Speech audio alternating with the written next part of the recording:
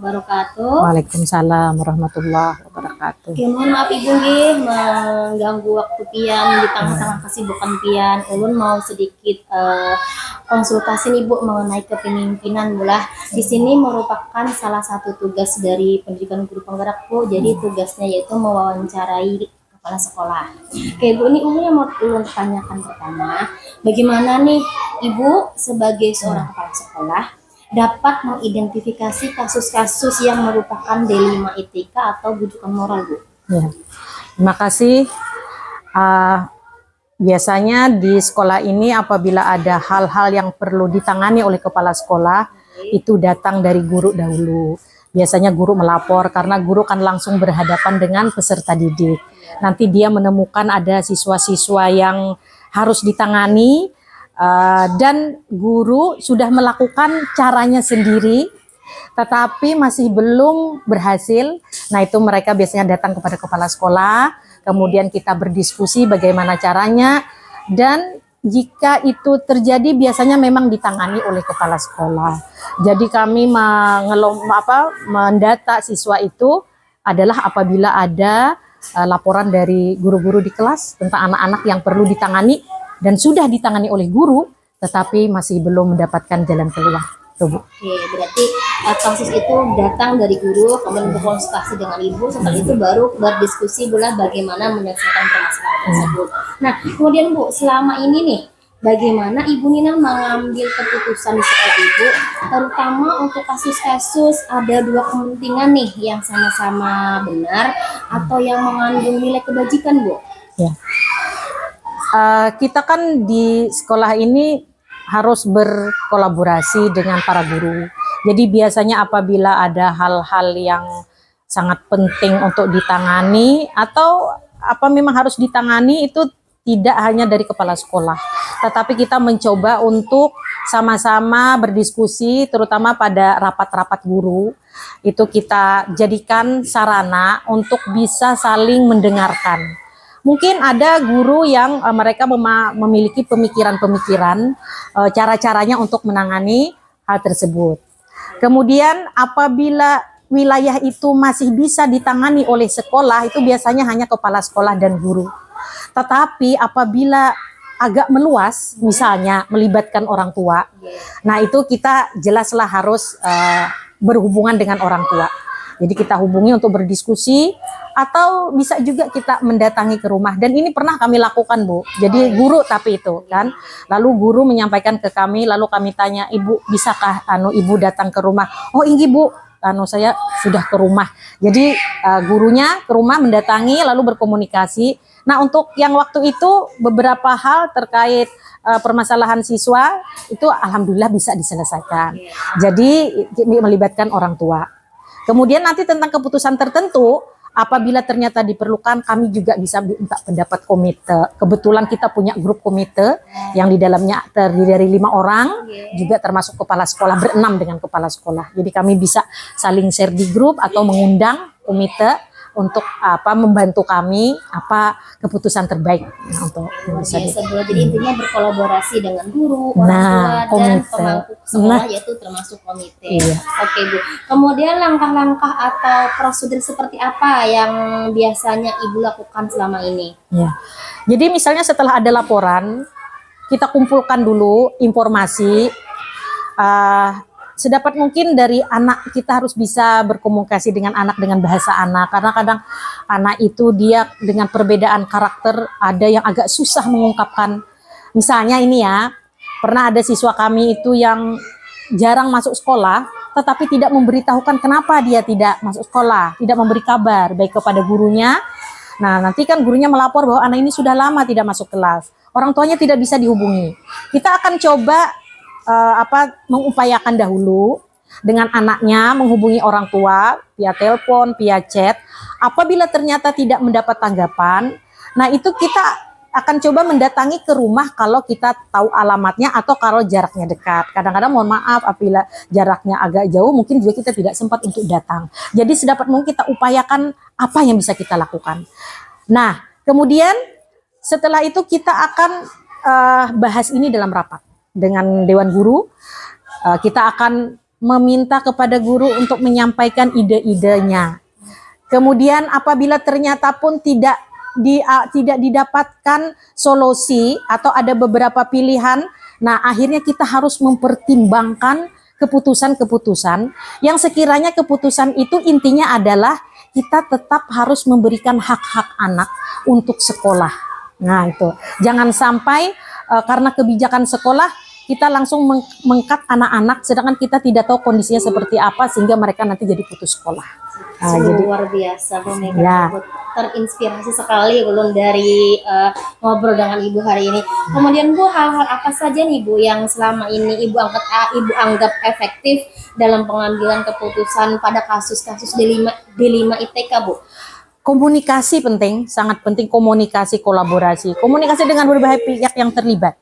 Dengan orang tua, kita juga dengan murid tadi juga harus bisa menggali dari murid ya, dengan bahasa anak-anak. Jadi orang tua murid mengefektifkan komunikasi, guru meminta guru juga harus bisa berkomunikasi dengan orang tua. Nah, sehingga kadang-kadang orang tua mungkin mereka tidak bisa langsung kepada kepala sekolah melalui guru, jadi kita buka komunikasi. Bahkan kami punya kotak pengaduan Bu, seandainya ada itu di depan, itu ada kotak pengaduan dan saran. Apabila orang tua merasa mereka agak malu atau bagaimana menyampaikan pendapatnya, nah itu mereka boleh tulis dengan surat kaleng apapun, dan itu kami sampaikan di rapat orang tua yang kami laksanakan rutin 2 kali dalam setahun.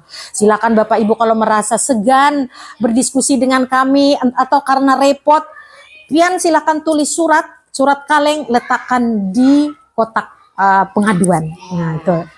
Luar biasa. Kemudian pastinya bulah dari yang Ibu sebutkan tadi, tentunya nih Ibu mempunyai tantangan tersendiri dalam mengambil keputusan tadi tuh Bu. Ya. Tantangan itu ya pilihan-pilihan keputusannya.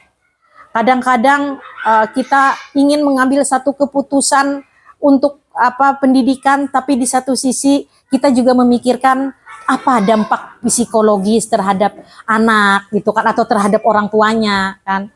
Jadi lebih kepada keputusan kebijakan jadi tantangan, tetapi pada akhirnya kita harus mengambil keputusan. Intinya keputusan yang diambil adalah jangan sampai mengambil hak-hak anak untuk sekolah, jangan sampai merugikan masa depan dia.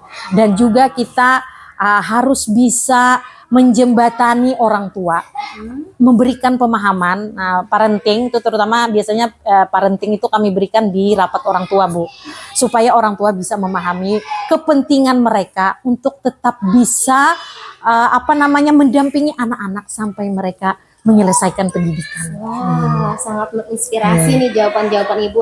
Nah, kemudian Ibu nih dalam menangani kasus, apakah Ibu mempunyai jadwal tersendiri dalam penyelesaian kasus D5 ITK misalnya Bu? Kalau terjadwal secara ini tidak, tapi kita pakai skala prioritas. Jadi misalnya ada beberapa yang harus ditangani, kita yang paling mendesak itu yang mana? Nah, kita akan tangani.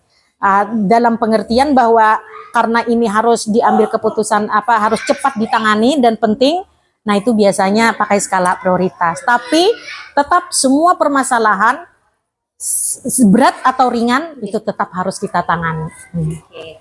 Kemudian adakah seseorang nih Bu atau faktor-faktor yang selama ini mempermudah Ibu dalam mengambil keputusan Bu? Orang. Saya rasa kalau di sekolah itu pastilah para guru. Kita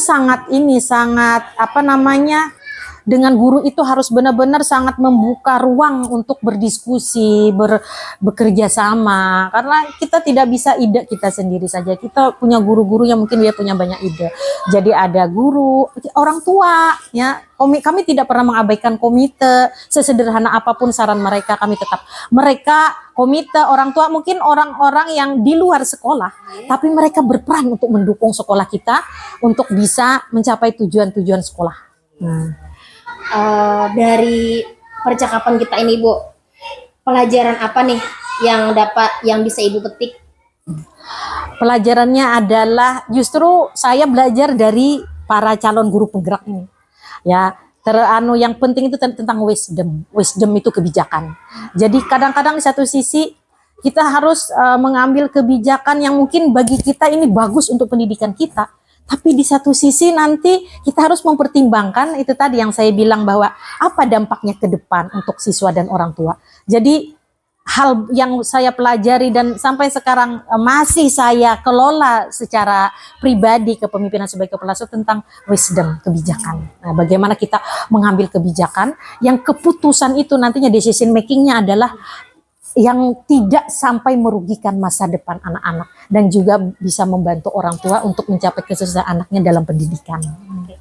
Luar biasa Ibu Ulun di sini pula sangat terkesan dan jujur nih pula Ulun merinding dengar jawaban-jawaban Pian. Mudah-mudahan nih Ulun nantinya nggak pada tahun Ibu berapa tahun yang akan datang mudah-mudahan Ya, bisa seperti Ibu dengan jalan pemikiran Ibu, dan Ulun akan terus belajar nih dari pengalaman-pengalaman Ibu dan Ulun akan terus belajar. Mudah-mudahan Ibu bersedia lain waktu untuk meluangkan waktunya lagi kita saling berdiskusi Bu lah. Ya. Nggih, Ulun ucapkan terima kasih Bu.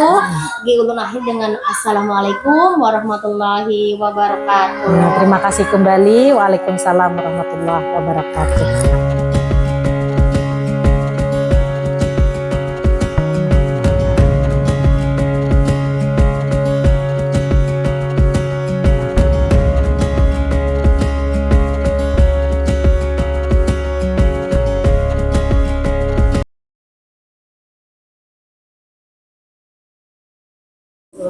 Assalamualaikum warahmatullahi wabarakatuh.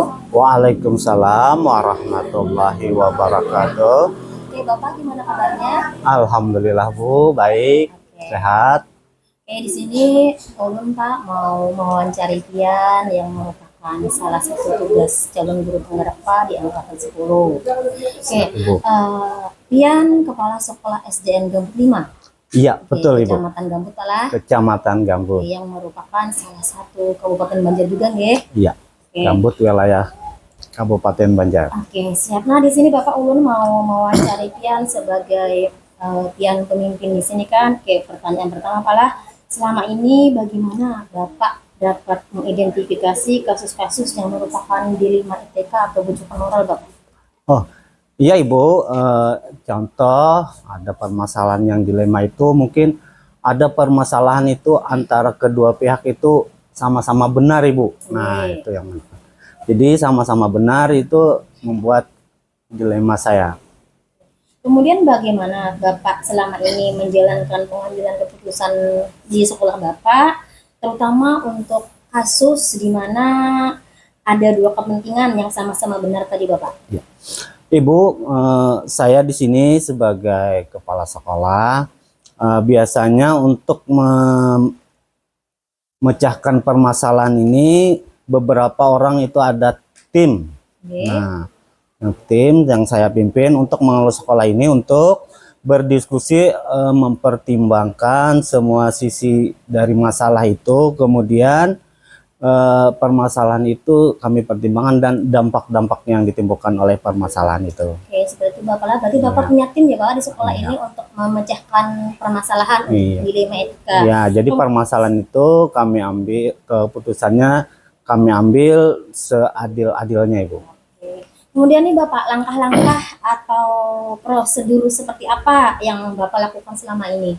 Oh, iya Ibu. Jadi untuk permasalahan langkah-langkah yang tim kami atau dari sekolah kami yang pertama Ibu mengumpulkan semua informasi-informasi yang terkait dengan permasalahan itu. Oke. Kemudian setelah dikumpulkan, kemudian mengidentifikasi nilai-nilai yang bertentangan, kemudian mempertimbangkan dampak keputusan untuk semua orang. Kemudian mendiskusikan dengan rekan-rekan satu tim tadi, rekan-rekan sejawat tadi. Oke. Kemudian kami mengambil keputusan berdasarkan keputusan tersebut, kemudian membuat rencana untuk melaksanakan keputusan.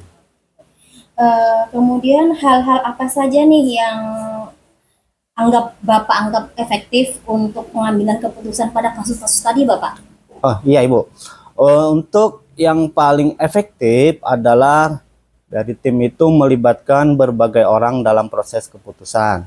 Kemudian juga mengikuti prosedur yang sudah ada dan memastikan untuk keputusan itu sesuai dengan prinsip, aturan sekolah dan etika yang memanusiakan manusia, Ibu. Oke. Kemudian dalam pengambilan keputusan tadi Pak, tentunya nih Bapak sebagai seorang pimpinan mempunyai tantangan dalam pengambilan keputusan tadi Bapak. Iya. Adapun Ibu, permasalahan itu mungkin permasalahan itu tidak langsung kami ambil keputusan. Jadi ada tantangan-tantangan yang termasuk dalam kompleks kepentingan itu tadi, antara lain pihak-pihak yang terlibat seperti tekanan dari luar dan ketidakpahaman dalam memilih keputusan yang tepat. Kadang-kadang sulit untuk membuat keputusan itu Ibu yang diterima oleh kedua pihak itu. Oke. Kemudian nih dalam menyelesaikan sebuah kasus Bapak, tentunya apakah di sekolah ini Bapak mempunyai jadwal tersendiri atau bagaimana? Oh iya Ibu, terima kasih. Saya punya jadwal tetap, tapi kalau memang ada permasalahan, selalu berusaha untuk menyelesaikan masalah itu secara secepatnya. Kemudian mengambil keputusan itu semua langkah-langkah dengan hati-hati, dengan mempertimbangkan antara kedua pihak, kemudian tepat waktu dan fleksibel aja Ibu. Oke, ya Bapak. Nah, dalam untuk menyelesaikan sebuah kasus tadi kan Bapak tadi kan ada jadwal nih yang Bapak tentukan. Kemudian di dalam membantu menyelesaikan kasus tadi Bapak, apakah ada seseorang nih atau faktor-faktor yang selama ini mempermudah Bapak dalam mengambil keputusan tadi Bapak? Oh iya, Bu, terima kasih. Kemudian dari permasalahan-permasalahan itu tadi, saya termasuk kepala sekolah itu banyak dukungan-dukungan yang terutama tadi dari tim itu tadi, Bu.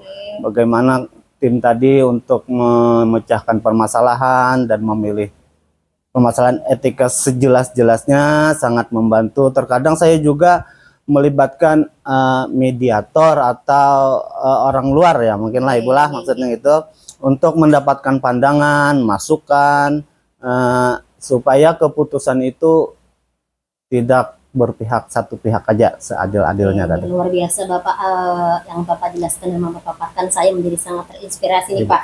Nah, kemudian dari percakapan kita ini Pak, dari beberapa hal yang telah Bapak sampaikan, pembelajaran apa yang dapat petik dari kita sharing ini Pak? Oh iya Ibu, terima kasih Ibu. Saya terima kasih Ibu kesini. Saya belajar bahwa untuk setiap permasalahan itu, untuk mengambil keputusan itu tidak tergesa-gesa satu. Kemudian komunikasi sangat penting juga Bu, untuk mengambil keputusan tadi. Saya juga belajar bahwa penting untuk mempertimbangkan semua aspek-aspek dan dampak-dampak dari keputusan secara fleksibel untuk menyesuaikan keputusan jika diperlukan. Oke, jadi intinya Bapak di sini tidak hanya keputusan Bapak sendiri kan, tapi Bapak berkolaborasi dengan guru, kemudian ada tim mediator yang membantu untuk Bapak mengambil keputusan.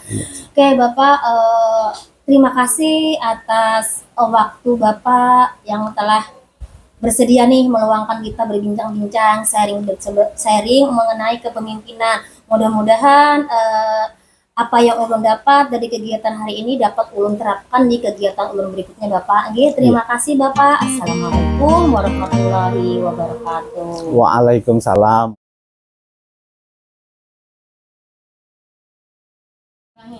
Assalamualaikum warahmatullahi wabarakatuh. Waalaikumsalam warahmatullahi wabarakatuh. Terima kasih kepada Bapak yang telah meluangkan waktunya kepada saya pagi ini untuk melakukan wawancara terkait bagaimana pengambilan keputusan dilema etika atau rujukan moral. Bapak, di sini saya akan mengajukan 8 pertanyaan. Adapun pertanyaan pertama nih Pak, bagaimana selama ini nih Bapak mengidentifikasi kasus-kasus yang merupakan dilema etika atau rujukan moral? Iya, terima kasih atas wawancaranya. Baik, akan saya jawab. Sebenarnya kasus dilema etika atau rujukan moral itu di sekolah saya terjadi secara kasuistis. tidak selalu ada. Tapi ketika ada dilema etika, saya mengantisipasinya dengan menimbang permasalahan itu, karena ibu tahu bahwa dilema etika itu sama-sama berat, mengandung unsur sama-sama sulit untuk mengambil keputusan. Nah, jadi ketika ada kasus dilema etika, saya mengambil keputusan itu berdasarkan bagaimana penalaran tinggi rendahnya daripada kasus tersebut. Kemudian hal yang paling penting, kedua belah pihak saya panggil. Jadi yang pertama adalah keterbukaan, kejujuran dari kedua belah pihak. Salah satu contoh di sini misalnya ada hal-hal dilema etika itu kan bisa saja terjadi antara siswa dengan siswa. Kemudian juga guru dengan guru, atau bahkan guru dengan kepala sekolah. Semua ada kasusnya dan juga ada juga jalan keluarnya gitu. Salah satu contoh misalnya ketika dilema etika terjadi di dalam kasus siswa, misalnya si A dengan si B berkelahi, otomatis ada si C melihat kejadian mereka berkelahi. Saya sebagai kepala sekolah itu sudah memandang bahwa kasus dilema etika itu sudah ada, tapi tidak bisa serta-merta saya menyalahkan si A atau menyalahkan si B, bahkan menyalahkan si C, tidak. Tapi ketiga-tiganya saya panggil, karena bagaimanapun juga si C, siswa yang melihat kejadian perkelahian antara A dengan B, itu otomatis menjadi beban, karena kalau dilaporkan takut nanti dibalas, tidak dilaporkan nanti terjadi keributan. Nah, oleh karena itu yang saya ambil adalah bagaimana mereka untuk membuka secara jujur, untuk menyampaikan permasalahannya, sehingga keterbukaan dari mereka harus diungkapkan apa yang terjadi sebenarnya. Nah, itu saja. Oke, baik. Kemudian Bapak, bagaimana Bapak menjalankan keputusan sekolah Bapak, terutama untuk kasus-kasus di mana ada dua kepentingan yang sama-sama benar atau sama-sama mengandung nilai kebaikan? Iya, terima kasih. Jadi jawaban saya dengan pertanyaan yang ini adalah ketika terjadi dilema etika, identifikasinya sudah jelas, harus keterbukaan, harus komunikasinya lancar, sehingga nanti bisa mendeteksi di mana yang salah, di mana yang benar. Nah, kemudian kasusnya harus diungkap dari awal, bahwa dilema etika memang harus dijelaskan bahwa ini sama-sama mengandung, sama-sama benar. Bahkan sulit dan sangat menentukan mengambil keputusannya ketika misalnya salah satu contoh, seorang kepala sekolah mengambil kebijakan yang kebijakan itu merasa keberatan untuk guru-guru. Salah satu contoh misalnya kepala sekolah misalnya menyuruh salah satu guru untuk menambahkan jam beban untuk mengajar atau meles. Nah, di satu sisi guru merasa keberatan karena kurang efektif dan nanti akan membebani siswa. Nah, tapi di sisi lain juga guru harus bijaksana, jangan langsung memprotes kebijakan kepala sekolah gitu. Jadi ngambil jalan tengahnya.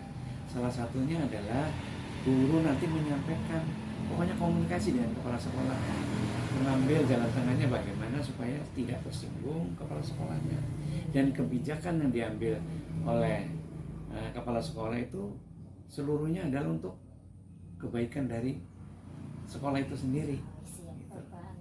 Kemudian Bapak, untuk pertanyaan ketiga, langkah-langkah atau prosedur seperti apa yang biasa Bapak lakukan selama ini di sekolah Bapak? Oke, saya akan jawab. Langkah-langkah atau prosedur yang biasa dilakukan ketika ada dilema etika di sekolah.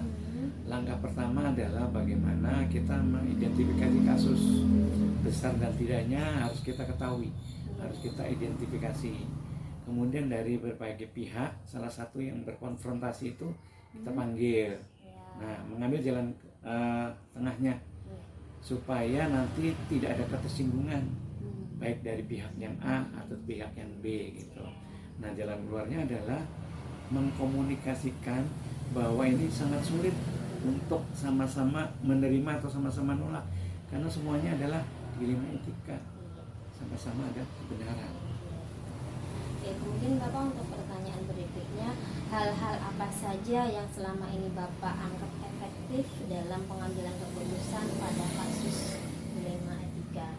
Oh ya, hal-hal yang cukup efektif itu kalau di sekolah saya itu ketika ada guru yang mumpuni, yang berpikir mengakomodir dari kejadian, dan dia bisa berpikir ke depan, berpikir ke visional gitu. Artinya apa? Artinya mereka mengambil jalan tengah untuk tidak sampai terjadi hal-hal yang tidak diinginkan, sehingga salah satu guru ini menjadikan faktor terbaik membantu saya untuk memecahkan ketika kejadian kasus itu. Oke, jadi Bapak di sini intinya berkolaborasi Iya, dengan guru betul. Pak G. Nah, hal-hal yang selama ini merupakan tantangan nih Pak dalam pengambilan kasus dilema etika, kira-kira apa Bapak? Iya, tantangan yang besar salah satunya ketika menghadapi salah satu guru atau siswa yang mempunyai temperamen yang tinggi.